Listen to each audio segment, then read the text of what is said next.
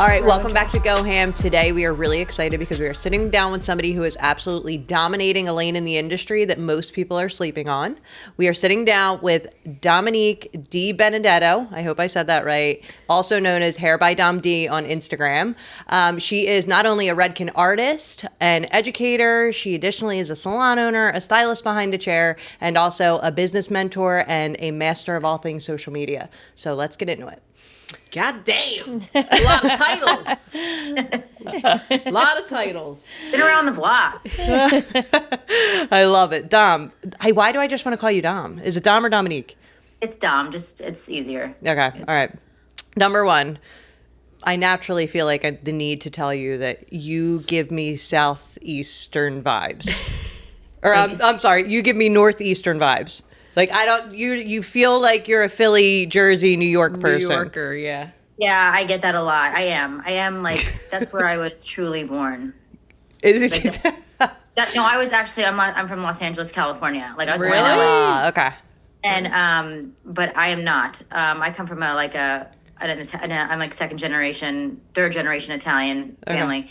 And they were originated in like the Northeast, but that is where like my spirit is. Yes, wow. I can feel it. Like, I know this just by what I see you on it. I'm like, I don't know. She doesn't give me South Florida vibes. No, everybody in Florida is like a transplant. So it's just nobody, like there's not, I mean, yes, there's a lot of local people here, but like most of like my clients are not from here. Yep. Yeah. That's amazing. All right. So give us, anybody who is not familiar with us, give us a rundown of who you are, where you are, and what you're doing for the industry.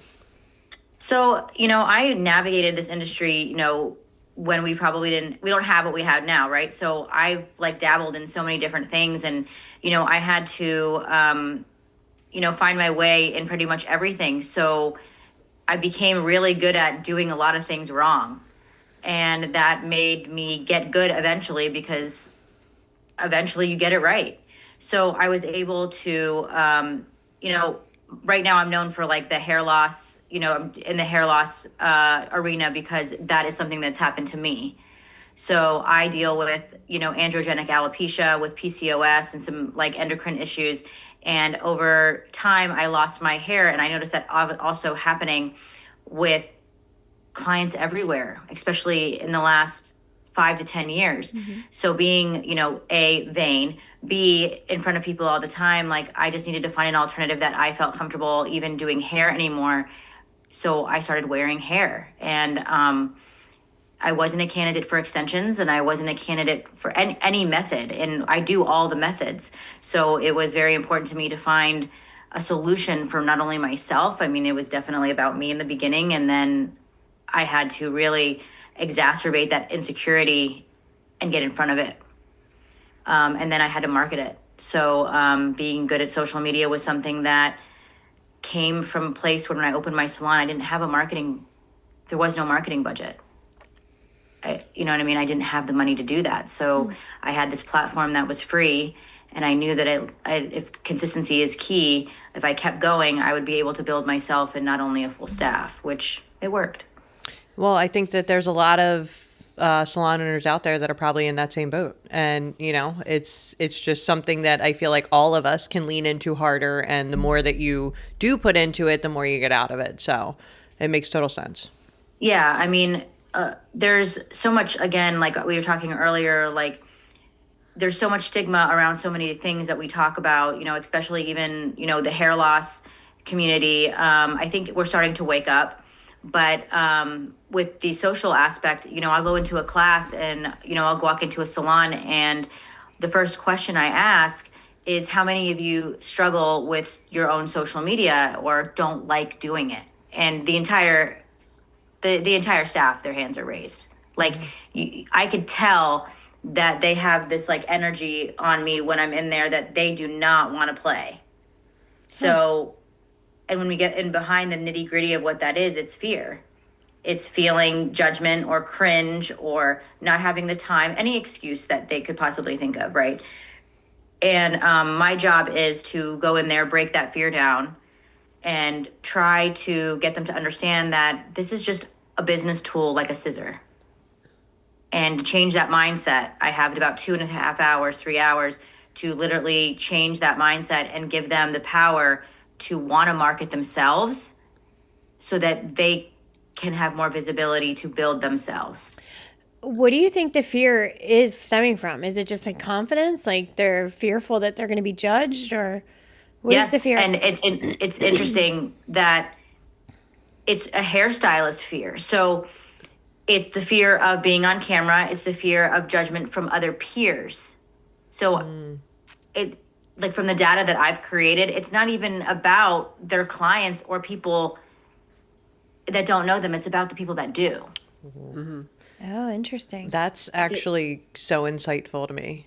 I feel like we could relate to that because I feel like sometimes like there's stuff that like we want to post as salon owners, but we're like, oh, well, you know, so-and-so's going to see that. And like, I might not post it because of that. So like, I totally can see that. Yeah. And I think it's amazing that you speak to that. It's not necessarily like the skill of posting. It's getting over that fear, which is amazing. And it's like how to break down that fear, right? So there's an easy way to break it down. It's like, okay, like I use the hair loss thing all the time. Take the insecurity and turn it into the gift, because that's usually what it is. The work is always in what you're avoiding. You know what I mean? And I know as a salon owner, there are some things I will not say on social media because it will directly speak to one of my employees and it will cause a problem. Right. You know what I mean? I know that. There is some things that we just can't. And that's why we have podcasts like this, right? That can talk about those things in a safe space. But like for our staffs, you know, I make them get really uncomfortable. And I'm like, listen, you're afraid of the coworker sitting next to you judging you. We got a problem. We got more of a problem than we thought. That's not a social media problem. That's a team problem. Yep. How long have you been in the beauty industry? Since 2004. How long have you been a salon owner? 8 years. What's the hardest part about owning a salon? I mean, I don't think there are enough pages in a book to ever. Like, it is literally like I feel that we are in a minefield daily. We are. You have to be a special kind of human to do this. And if you didn't start at that special kind of human, you better sure as shit have evolved to it. Yeah.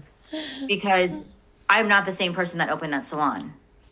I mean, you guys did an episode one time about, like, I think it was talking about how many, you know, letting people go and what that does to the dynamic, like, of the team, and how you have to make really hard decisions based on what the team needs, not basically what you want.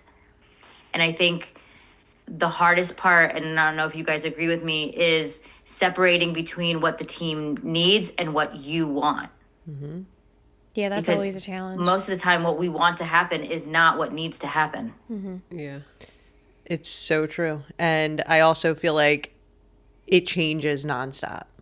Like, it's so hard. Like, I'll make a list of, you know, these are the things that I need to work on for the next 90 days, or these are the, you know, the things that we're moving toward. And, you know, we say it all the time. We're like, you work toward that, and then all of a sudden something erupts into business and everything gets completely sidetracked, and it's just really difficult. It's so hard. Yeah. It is hard, and I think I like have had ebbs and flows of, like, I've had a walkout, or I've had a mass exodus, as I like to call it. I've had that happen. I've had it trickle in, you know, 2s, 3s, you know what I mean? And it's like wrapping your head around that is part of it. Yeah. Salon ownership is radical acceptance. It is. It's radical acceptance for where everyone's at. And it's like when we have to make some of those choices, and like I said, like, there is no, I think being a salon owner should have, like, compartmentalized hard tiers. Like you said, you graduate one part of the tier and you are right back, like, it will knock you back, like the pipe will explode, literally.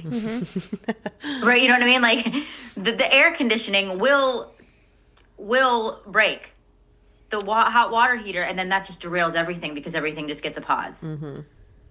So true. I mean, like, listening to you guys, like, I'm like, I felt heard. Yeah. Well, it's nice, and we're happy to be there because I feel like that's what helps us every single day. Like, being able to lean into each other. Listen, we'll start a group chat. Just to be able to like bounce ideas and challenges and struggles off of one another and then be the voice of reason and kind of, because it's a wild ride emotionally, mentally, all of it. It's a very difficult thing that we do as salon owners. Right. And I am a very impatient, impulsive human being. So sometimes like I am one of those people that if like, I don't know about you guys, I mean, there's 3 of you. So there has to be one of you that is like somewhat of this, is that when you see a problem, you immediately want to react and fix it immediately. And sometimes that's not the answer. Yeah. Mm-hmm. Yeah. We're working through that. So which one of us do you think is that way? Yeah. What's your guess? But, because I've listened to you guys for so long, I think there's a little bit of impulsivity and that reactionary in all of you, depending on what the issue is, because we all have different triggers that, somebody, you guys are together, right? So like, I know that one of my triggers is like, for example, when you have a team meeting and not everybody attends, like that to me that's a hot one for me. We were just talking about this last night. That is so funny. But some people are like, oh, it's okay. I'm like, no, it's not okay. So you wear like a ton of hats. Give us like a rundown of like what your week looks like. Being like, because you're still behind the chair. You're a Redken artist, so you're probably traveling still. You own the salon. I'm sure you're coaching your team. Like, what does a typical week look like for you? And I also have kids. I have 2 young children, and thank God for my husband, because like he's the only way that I would be able to do all of this, so like Tuesday, I'm usually in the salon training like my 1s and 2s, like maybe once or twice a month we do that, because usually my Tuesdays is my days off. And then I'll be behind the chair Wednesday through Friday and some Saturdays. Okay. And then I travel Saturday night, Sunday, Monday, and then come back Tuesday. Wow, that's a lot. Yeah, you're juggling a lot. Yeah. Getting back to your niche though, like I find that very interesting, because I feel like a lot of salons don't niche down on hair loss right now, and like you said, in the past 5 to 10 years, like this has become huge. And like for me, I'm somebody that struggles with that. So how did you get, like, I know that you said that you were personally getting you had some issues with it, but what really like put fire under you to like get the education you needed? Like, how did you start this with it, and what has it brought in? Like, how, when you brought it into your salon, how has that like evolved? Oh, I mean, it totally changed my life. To tell you, to even like make it even bigger, if I didn't have hair on my head right now, we wouldn't be having this conversation, because I would never agree to be on camera. Okay. Wow. So I had started struggling with hair loss in my early 20s, but I kind of ignored it. Because I just thought, it was maybe birth control or, just, hormones, because, I was, 20, didn't really think about anything. I started to notice it. And then as I got into my 30s, I started just doing, I started grabbing for different things when I was styling my hair. So it was like the powders, and I'm like, oh, okay, that spot here, that spot here. I had went to the dermatologist. They kind of dismissed me. And I was like, okay, I'm in the hair. Like she knew that I was in the hair business, so she knew that I had access to these products. And she was like, yeah, you're just doing whatever you're doing. You have just a little bit of, it's hereditary. And I'm looking and I'm like, no, it's not hereditary, because my family has like more hair than they know what to do with. And I did too at one point. So I was dismissed by the medical community. And I was, a tape-in girly for a very long time. And then, I'm always putting powder in my head to make the tapes. I was perpetually that girl with the tapes hanging out all the time, and then I cut my hair really, really short, like a Kris Jenner pixie, back in like, probably, I want to say 2012. It looked gorgeous, right? Asymmetrical, half shaved, blah, blah, blah, blah. Gave me all the body, but I was still dependent on those scalp products. And then my second son came and all my hair fell out. And I'm so like, traumatizing for women.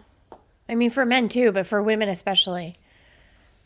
I was blaming it on the hormones, thinking that, oh my gosh, this might be that hormone surge that I need, because sometimes after you have a baby, it goes away and then it comes back like crazy. That didn't happen. coincidentally, I mean, I like to look at it as silver lining. When I had my second son, it was February 19th of 2020. The world shut down a month later. So when my hair was just going through this like massive shed, I had time to experiment. You know what I mean? And that's when we were all like ordering things online from Amazon and the delivery system. So I just started ordering massive amounts of hair, like Amazon pieces, fact places that, I mean, I was scammed so many times. Like I have a box, you know what I mean? Trying to put this on my head to make it work. So I was in my salon sometimes alone with a newborn, doors were closed, lights were off, but I would sit in there and I would try to make a wig for myself, try wigs on, like think, oh my God, the world is gonna open up soon and I'm gonna have to answer to this of like, why do I look like this? I eventually found something that worked. And when I found it, I almost was scared of it. And I ignored it for another 4 months. And one day, this is like, I don't tell this one often, but where you guys are women and you get it.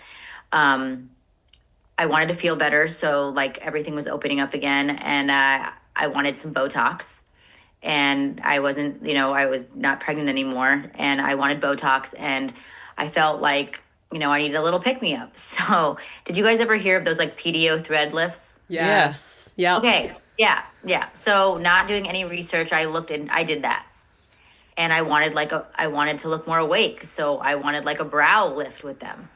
Not doing any research. They didn't tell me that they were going to go through the top of my head and put sutures here and that I wasn't going to be able to wear my hair powder for about 4 days.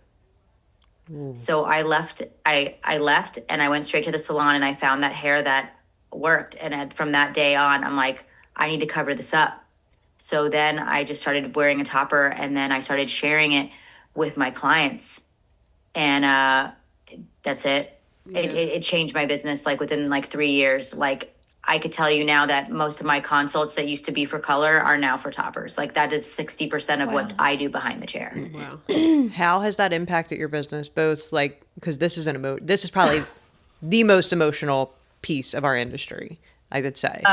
Emotionally and financially. I'm just curious to know how this has happened. I mean, it's the fastest way to make money ever. I'll be straight up honest with you. I mean, you're profiting for a purpose. You know what I mean? Like it is the one thing that I have seen and I've helped other salons do it. You know what I mean? So much that I launched a topper line and I had no choice because I had stylists messaging me from all over the United States saying, where did you get that? Where did you get that? So I'm like, okay, here we go. Let's do this. It's been like the bane of my existence. But I feel that every person that deals with hair loss should have an option, to bring it in, because extension clients, yes, we know how much money that makes, but this is on a whole other level because you're solving somebody's problem within 5 minutes. Yeah. What's the name of your line? Hair by Dom. Hair by Dom. I love you. Like I just don't, I encourage people to buy my toppers and put their names on it. That's amazing. I don't want I don't want to like have my hairline and my name all over somebody's place. I don't care about that. Just take the topper, buy it from me wholesale, sell it for what you want, and I don't know, cares whose name's on it. Talk to us about the process. Like how long, once you give them the topper, does it last for them for like a week or two, or are they able to take it off and put it back on every day? Oh my God. Oh, you have one in. Okay. That's what I wanted to ask. Yeah, wow. Okay, I have to tell you, I was like just laying in bed before this podcast. Which is amazing, by the way. I just put my hair on and live my life. Wow, that's amazing. My husband now cuts my hair because I don't even color it anymore. I don't even care. I want one for myself. Wow. That's unbelievable. It is so natural looking. Like I honestly didn't know that it was on. Yeah, I thought you grew your hair back, to be honest. No. The hair doesn't grow back like that. No? How does it secure on? Is it just little like clips? Yeah, it's like, think of clip-in extensions, but for the dome of your head. I've helped people now hair loss is not, linear. It's like this, right? So androgenic alopecia, hereditary issues, Hashimoto's, chemo, post chemo, during chemo, blood pressure medication, GLP-1. My thing is, I just want to make it normal.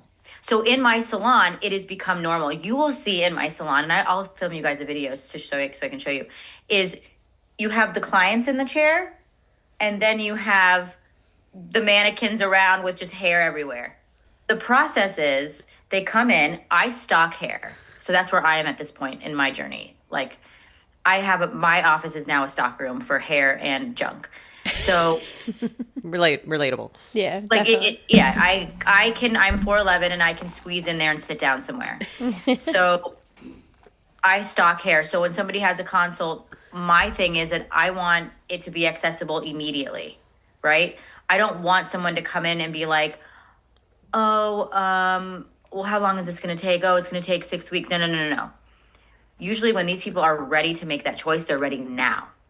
So that's something that took me a while to get to, right? I always recommend have at least 2 or 3 pieces, just like we have wefts in the salon, just like you guys have halos in the salon. You can something to try on the people. And then I cut it to them and customize it right there and then if I don't have to make any color adjustments. So I have here, this is what it looks like. This is what one looks like. I colored this the other day for somebody. Wow. And, it has just like, Oh, wow.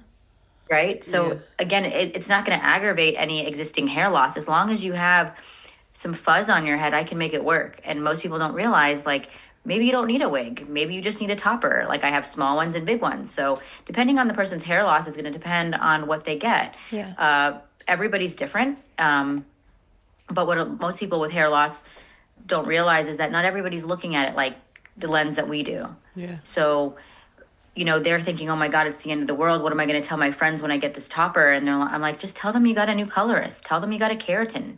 You're wearing your hair up all the time. Now you're wearing it down. All you have to say is I got a blowout. Yeah. Because we are in our heads way more Yeah, for than sure. what, somebody, an Yeah. onlooker would be, because we notice every single thing because we're losing hair, that we're looking at everybody's hair. People who don't have that problem don't know that this exists. Yeah. So when I think of hair toppers and wigs, like I get nervous thinking about, like, God, they must be hot. Like, I feel like they hold the heat in from your head. It's like wearing a hat almost. But you're down in South Florida, so how are your toppers? They have to be pretty good. Yeah, so some of them weigh less than 40 grams, and if you think about one weft is 20 grams. So they're also, it's not your mother's wig anymore, right? It's not your grandma's Right. wig anymore. It's not those heavy pieces. These pieces, the construction has become so advanced with using different material on the top that it lays so thin, because like if you look closely, I just I don't even keep my own hair out. I'm just that lazy, that's a personal preference. I do not want to do anything. I cannot look like this on my own. So basically my job is to make that all they need to do is get up and put their hair on, and it weighs nothing. It's not hot. It's not, most of the reason why hair pieces are hot is because it would cover the back here, which is where the neck is. Yeah. And that's where people get mostly hot. They don't really start sweating from here first. They start sweating from here first. So all of this is still mine, and I'm completely exposed here. Wow. So it just, the topper starts here, and then this is all me. So technically, if I wanted to, or if somebody had hair like you, I could still put you up in a ponytail, no problem. Yeah. Wow. I can wear my hair up now when before I couldn't. Somebody who has crazy chemical damage, right? They're not in like, I can't color you to what you need, but I can offer this color compensation. Gotcha. Right? Yep. Somebody wanting to grow out their gray, somebody not wanting to come in every 2 weeks, they can use the topper. So there are many tiers of revenue that this can lead to. Also, another, for my ones and twos that are working in my salon right now, when my client, like, say, if you were to come into me and you were gonna come in and you were gonna get your roots done, right? I'm gonna do your roots. I'm going to cut and blow dry your hair, but I'm also going to have your topper serviced as well, Oh, which I is love just that. blow dry. Maybe it needs a toner every once in a while. So those are just other little add-ons and tiers of revenue that give your stylist practice, but also taking care of that client in that high-end way. That's great. Would you say that a lot of the stylists in your company have adapted to your way of doing this, or? I wish I could say yes, but I can't. Yeah. So because they're so young, they're like, when they're coming out of school, they're 18, 19, and all they want to do is lived in color. You know what I mean? I'm like, well, you're going to be making money in 2055. But the ones that do, they get it. Because remember, I treat the hair like a retail product. So it's the same thing. If you sell this piece, I'm going to give you a commission on that, but I'm also going to give you your service commission when you service it as well, if you are keeping it up. So it's just like a person. It's just a person. When I think people I have to, people see and lead by example. I have one stylist who is obsessed with toppers. Her business has now basically me bringing them in for a consult, me selling them the topper. I have filtered it to her, and now she takes care of their little base colors, washing their toppers, and that's how she built her entire book. Like, I really appreciate your realness and your rawness. And I mean, I think you're speaking to a lot of women right now, like, and it's a lot of stylists, like people that are listening in. I'm sure they're like thinking a couple people in their head right now, client wise, that they could definitely benefit from this. Yeah. So I appreciate, telling it all. Yeah. I mean, And it's okay to make money off of something that is helping other people. Like, Yes. I'm so, like, people are like, oh, it's just a cash grab. It is a cash grab if you don't understand it. I don't think it's a cash grab at all. Like you said, I mean, I know somebody close in my life right now. She goes through it, and I've been to the doctors with her, and she, like you, has been dismissed. And I'm like, you're at the best hospital in the country, these dermatologists, and they still can't give you the answers that you're looking for. But yet, something so simple as a hair by Dom topper could solve so much of her issues and give her the confidence back. Like that's not a money grab. That's like a miracle. Yeah. Well, stylists who sometimes like don't want to deal, like they're like, oh, it's extensions for me. Like, no. And I will say, and I say this a lot when I speak to people, is the hair that you're doing right now isn't going to be the hair you're doing in 20 years. Things are going to happen to these people. That's just life. And they're not going to be 20 forever. Because I have clients in my chair that I was 20 with. And they have gone through things. Life has taken a hold of them sometimes. And you're going to have to be there for every season if you want to build a relationship with this client for a long time. When they want to cut their hair, they're not going to always have long layers with beach waves. It's just not it. Like, handle the evolution of what a client goes through. Yeah. Be the solution for every stage. Be the problem solver. When you solve problems for people, you will never not have a client. Yeah, agreed. Yep, that's And 100% that right. even it's so crazy to me how it also transforms into like the social media part of my education of like, when you solve people's problems and you tell them that you are the problem solver, you will never be slow. So I would love to take the opportunity to lean into that a little bit, because I definitely want to pick your brain on the social media marketing world and your thoughts. We recently had like one-on-ones with most of our team, and I can't tell you how many times people sat in the chair and basically were kind of like over social, like, I'm not into it. It's not going to help my business. I had a few of those situations, so I'm just curious to know what your thoughts are when that's presented to you.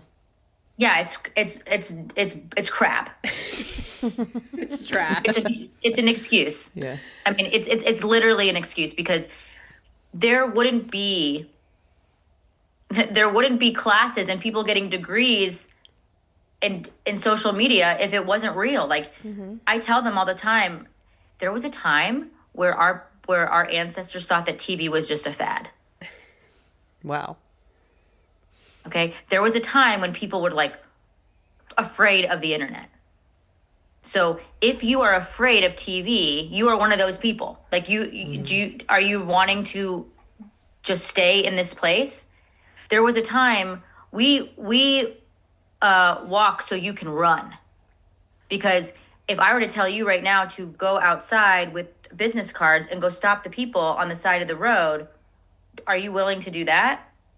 Because you got two choices, that or this. Yeah. So if you're over social and you want to you crave more human connection, here are your cards. Go to TJ Maxx and go bring me back 4 clients. Yeah. If that's not your deal and that's not your vibe, then pick up the phone and talk to the clients that you want in your chair. For sure. Those are your options. I agree. And I feel like when I was having those conversations, I was feeling like, listen, there's 2 ways to do things. There's the hard road and the easy road. And I get it because I do feel like people are definitely, social media is complex. Let's call it what it is. It's not the easiest thing to figure out. There's a lot that goes into it. There's, I think that they get insecure about the photos that they're taking or the editing or the caption or whatever the case may be. I wish everybody could get to the point where they genuinely give 2 shits like me, and just roll with it, but they don't. And what would you tell those people? I know you had mentioned that this is the deal. It's an insecurity. It's, that type of feeling, but what do you tell those people? So I say, okay, choose your hard. All right. So what if I were to tell you, and I teach this in my class, I'm like, what if I said, I don't want to change your mind around social media, but I want to change your perspective and your mindset. If you can be open with me for the next 3 hours and I can give you a strategy that would have you hit all the things that you needed, would you do it? And mostly the answer is yes, because like exactly what you said was the editing, the photo taking, all those things. If I gave you a strategy and they said, all I need is a strategy, I just don't know enough, I don't know what I'm supposed to do. Okay, they're overthinking it. That's all this is. It's always overthinking. It's always, I need to be this, I need to be this. One question I would ask your staff is, do you want more clients or do you want to talk to other hairstylists? Because you're either client facing or you're stylist facing. If you're not in the education arena, then you're client facing. So start talking to your clients. You have a license. They don't. And I ask them, this is something that you can ask in a one-on-one, and this is something that I ask in my class. And maybe I'll come for a class. Yeah. I would love that, by the way. Hint, hint. I love you. I'm dropping that in there. I would ask them, do you want more clients? Do you care what the stylist says about you in Arizona? Do you care if that person likes your stuff? And they're like, yes. I'm like, but why? They're not paying your bills. Yep. So is this more of a comparison thing, or that you don't think that, like, what is it? So, I just don't think my grid looks aesthetic. I'm like, no one gives a shit about that anymore. No one cares. You're in 2016. You were probably in elementary school when that was happening. I don't even know how you know that. Now this is me, because I thought the grid matters. It does not. We're looking at, All right. we're looking at more interest media, not so much influencer. So are you wanting to be an influencer? Are you wanting that, or are you just wanting to have more clients in the seat? If that's it, and usually everyone's like, I just want more clients. Okay, then now we can play ball. I'm not asking you to be an influencer. I'm asking you to be a hairstylist with influence. That's what I'm asking. I'm not asking you to go sell hair gummies, okay? I'm asking you to post a picture of a photo that you did that other people would like. Well, I'm bored of it. You're bored, not your client. Don't you want would you rather have a client bring in pictures of work that you've done or another stylist has done? When somebody brings in work that you've done, that means you have receipts, you have earned the right to be able to do that service, and they automatically trust you because that builds brand trust. I said, okay, this is a good one to ask. When you consume social media, what are you mostly consuming? The answer is going to be mostly hair content. because that's what they're consuming, right? Your client that is a teacher is not consuming hair content. So why don't you be the hair content that she consumes? If you're the expert that she's consuming, she's going to trust you because she's not looking at all the hair content that we're looking at. She's looking at education content. She's looking at how to be a better teacher. She's looking at podcasts about teaching and how hard it is. Your real estate agent, they're not looking at hair content. They're looking at listings. So So true. don't assume your content or what you're consuming is what everyone else is consuming, because some of us, like me, are watching TikTok people organize bathrooms. Yeah. I love it. I'm looking at how to be a better mom and not how to, be reactive. I mean, who knows? Yeah. I'm micro learning a bunch of other things. Yeah. It sounds like you've gotten the social media coaching down. How have you evolved with coaching to other aspects of your business with your team? I'm in a new way of coaching right now. Like I can't, I'm not an expert on that because I'm coaching to a different vibe now, a different drum. Why? So She's bringing us everything up. that I knew is like pretty much like not working. So, partnering with Summit, I knew I had to put my ego aside and realize I need something that knows more than me. And that is the decision I had to make as a leader. Okay. Yep. I needed something else. Again, not a bad thing. I'm scaling. I'm getting bigger. But I'm not at a place anymore where I can. I'm learning how to coach in a new way. Yeah. Yep. I feel like it's a common theme, like with owning a salon. It's like everything's sunshine and rainbows when you have like 5 employees, and then it's easy because like you all have the connection, like you see each other. Yeah, you see each other all the time, and you are able to communicate things more effectively. But when you add 30 people, it's like, okay, like those ways of communicating no longer work. And you have to have that level of accountability to make sure like the systems you're putting in place, like everyone is following. Is that the point you feel like you're at now? Like your company has grown to the point where you're like, okay, like I need something more structured to keep everybody on the same page. Yeah, I need consistency because I need more protocol. I am not a prototype. Like I am not that girl. Yeah. Like I'm like, again, I'm impulsive. I like, and it's fun when it is, but when it's not, it's not, like, and I'm the last line of defense on my business. Like I don't have leadership yet. I don't have 30 employees. Like I don't even see that happening for me. Yeah. Well, I mean, and listen, that's totally fine because I can't imagine, I could not. The thought of your schedule for 1 week, but then to kind of continue that and maintain that and sustain it, that you have so much going on that I don't know how you would be able to sustain something like that. Well, it's a constant fight in my head about.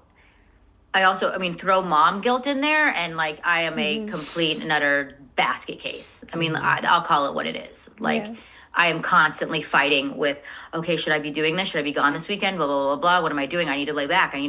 Behind me is my travel calendar. And it changes multiple times, but it's like, because I love teaching so much, I fight with those things, but I also love my kids. I love my husband. I love my salon. So yeah, I'm spread really, really thin, but I need to learn as a salon owner that next year my education schedule has to look different. Yeah. Yeah.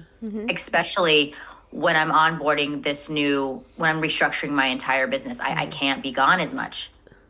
Yeah. It can't happen. And that is something that I'm going to have to deal with. Yep. Well, I don't have all the answers for that. Listen, the fact that you're, aware and owning and just knowing that like this is something that I need to restructure to make it make sense, that's 75% of it. Because I think people a lot of times just put a face on and pretend it's all okay when it's definitely not. And you have to kind of pay attention to those things. So Curious to know, like, with everything you have going on, like, what in like times of like overwhelm or doubt, like, is there anything that you turn to, like faith, working out, I don't know, yoga, that kind of like grounds you and helps kind of tolerate what's happening around you? No. I completely disassociate and shut down. Straight up, no. I completely disassociate and shut down. Okay. Yeah, I mean, I cannot, like, I am wired to not lie or say those things. Like, yoga makes me very, very uncomfortable. I cannot be alone with my thoughts for that long. And it can't be quiet. If I'm working out, my like ultimate passion in life is like dance. So like I was a Zumba teacher for 10 years when I was like in my like early 20s, and like that is my, like, if I can get to a Zumba class and release, that's fine. I actually have today at 6:30, I'm signing up for this place called Alloy. It's a 40+ gym for weight training. That's where I'm amazing. going because I need to put weight training back into my life because my schedule is just so crazy, and I need that because I'm on a GLP-1 and I'm gonna like be in a walker if I don't like get my shit together. this is so good. Well, if you wanted to, you could definitely do stand up. I would watch. Yeah. I wouldn't. Definitely That's tune an in. option. That's an option for you. No, I wouldn't. I like, because a lot of times like I am bored with what I say. Oh my gosh. No, we You don't. know, Yeah. but I love being with my children. I love playing.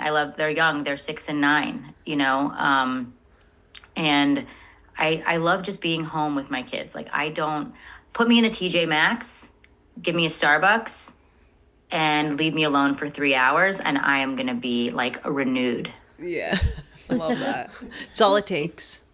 But I also do get a lot of alone time because like this weekend I'll be on a plane 3 times. Yeah. I'll be, you know, so I'm in my hotel room, and a lot of times like I love working, and I love connecting with other people about work. Like that is my hobby. Yep. Like I will just outwork. And I'm sure that a therapist out there that is listening is probably like, she needs help, you know? Yep. And that's fine. But until I'm ready to see that, I'm going to just do this. Yeah. Yep. What advice would you give your, I guess, younger Dom? What would you give her advice? I don't know. What do I say to her? You know, I wouldn't give myself some kind of motivational speech because I know the younger me wouldn't listen to that either, Yeah. you know, but I would say that my personality found the right job, and I did a good job of picking my career and not listening to anyone that told me that what my career choice was a dead end, which that was something that was told to me a lot when I chose this career. Wow. I feel like a lot of people can relate to that for Yeah, sure. I agree with that, Oh, Dom. And I was just about to say, I feel like you're exactly where you should be. Like, your personality, like, it is so big and people are latching onto it. Like, for me, like, I don't want this conversation to end. Like, I am loving Well, you talking can't just to you. take your level loyalty points and just buy me. All right, well, we might just do that. But what I'm trying to say, though, is I think, like you're just such, like, you're like bigger than you think. Like, you are touching people with your niche, with the hair. I mean, you're just every day making people feel good. Then you're helping people on the social media side. Like Monica was saying, so many people hate it. They don't want to do it and they don't know who to turn to. Well, you're that outlet for them. Like, you're bringing so much to this industry.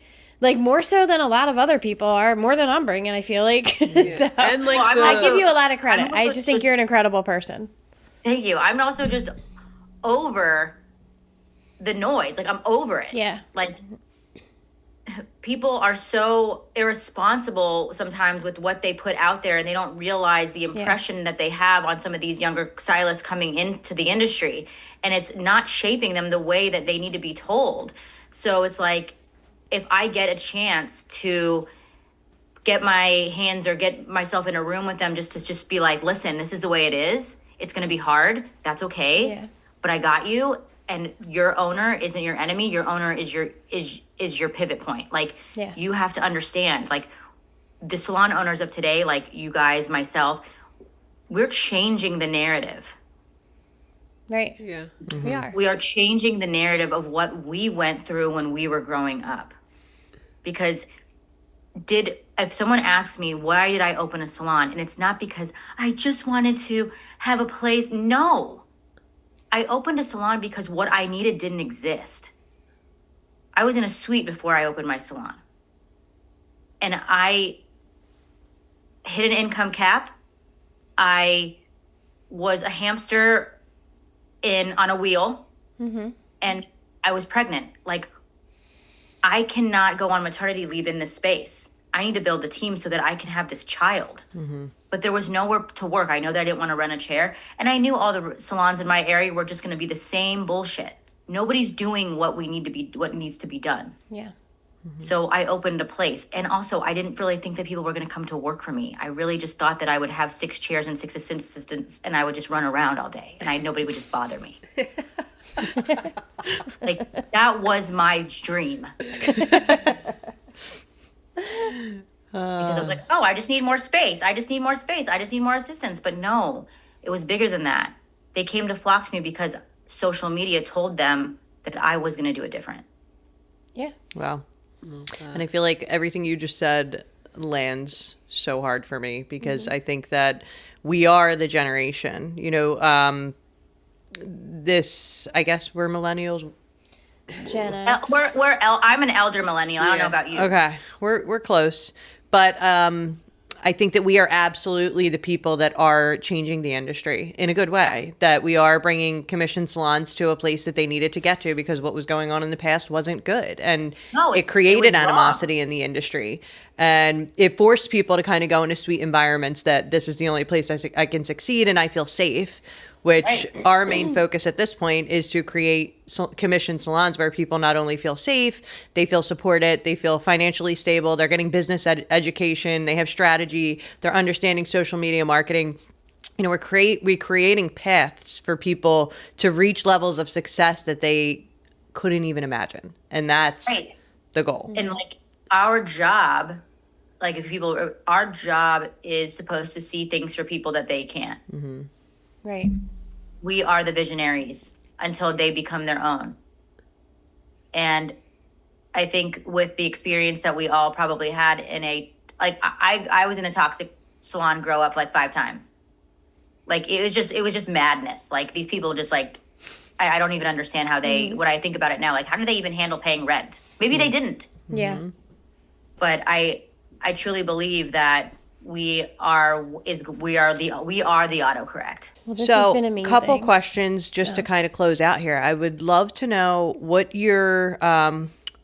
would you say that stylists should be doing today? And I know that obviously the marketing thing is, but I guess let's talk about the benefits of niching down and I guess if they decided to niche down, what would you recommend they do?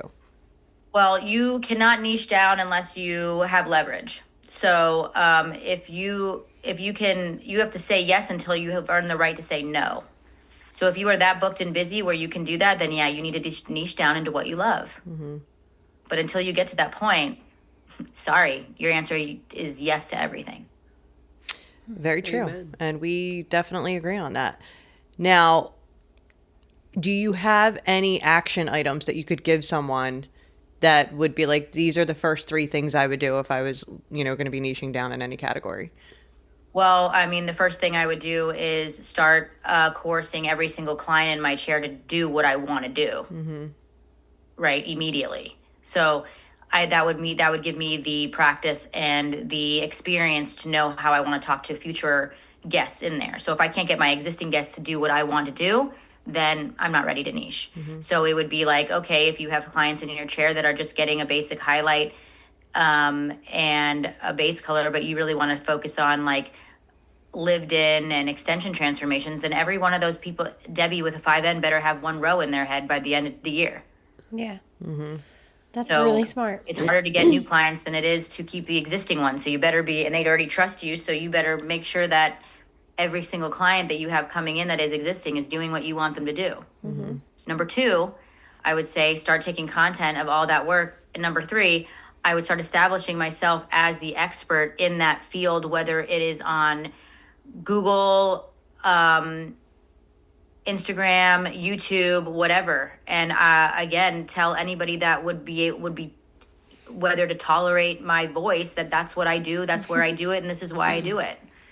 You know what I mean? It's pure basic just number. It's just doing the same thing over and over and over again until you eventually have that as your personal algorithm, I guess, in life. Powerful stuff. Yeah, for sure. That was a great little tidbit of knowledge there. Yep. Well, this was super insightful. We are so happy to have you. I know you and I have been kind of going back and forth here about. I comment on everything you guys do. I'm like, oh my God, that's so good. I love this. Oh my God. I share it. I'm like, I love it. That's Thank amazing. you. We well, appreciate listen, that. thank you so much for the support. This definitely will not be the end of this conversation. No, you're definitely going to be back on, I'm sure. You can buy me on Level. Love it. We'll be getting on now. Yeah. I'm 166,000 points. Perfect. All right, audience. So if you are under the L'Oreal umbrella and you have Level loyalty rewards, Dom D is available for you. If you are not, feel free to check her out on Instagram at Dom D or at Hair by Dom D, where I'm sure you're happy to answer any questions. Yeah, I do check all my DMs Lovely. on my Awesome. own. Most of the time. Yeah. Cool. All right. Well, thank you for tuning in today. If you loved this episode, please drop a comment and share with somebody else that you feel like would love it too. And we will catch you on the next episode.